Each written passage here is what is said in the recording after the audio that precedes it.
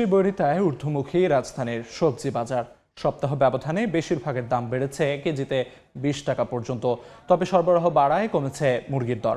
সাপ্তাহিক ছুটির দিনে সকালবেলার বাজার পরিস্থিতি জানাতে কারওয়ান বাজার থেকে যুক্ত হচ্ছেন রিপোর্টার তোফাজ্জল হোসেন।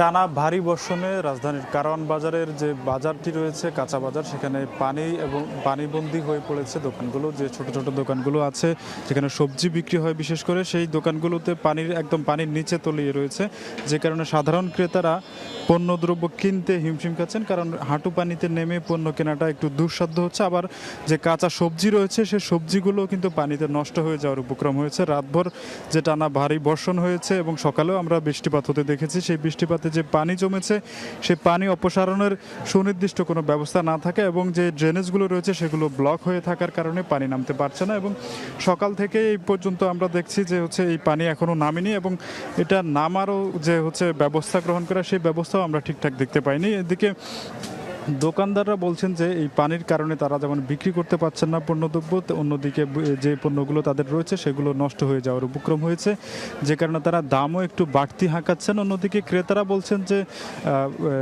জ্বালানি তেলের দাম বৃদ্ধির কারণে পণ্যের দাম যেমন বেড়েছে, তেমনি এখানে জলাবদ্ধতার কারণেও যে ছুটির দিনে সপ্তাহের বাজার করতে এসে তারা হিমশিম খাচ্ছেন, যে কারণে তাদের বাড়তি অর্থ গুনতে হচ্ছে। আবার অন্যদিকে যে ভোগান্তি, সেই ভোগান্তিটিও রয়েছে, যে কারণে তারা যে যানবাহনের যে ভাড়া বা যারা রিকশায় করে আসছেন বা অন্যান্য যেভাবে আসছেন সেই ভাড়াও তাদের বেড়েছে, যে কারণে তারা বলছেন যে এই ভোগান্তিটা বেড়েছে, যে ভোগান্তির কারণে তারা আসলে ঠিকভাবে বাজার করতে পারছে না। অন্যদিকে আমরা যে মুরগির বাজারে দেখেছি যে কিছুটা দাম কমেছে, অন্যদিকে ভোজ্য তেলের সরবরাহ আমরা মোটামুটি স্বাভাবিক দেখতে পেয়েছি। এই ছিল রাজধানীর কারওয়ান বাজার থেকে আমার কাছে সর্বশেষ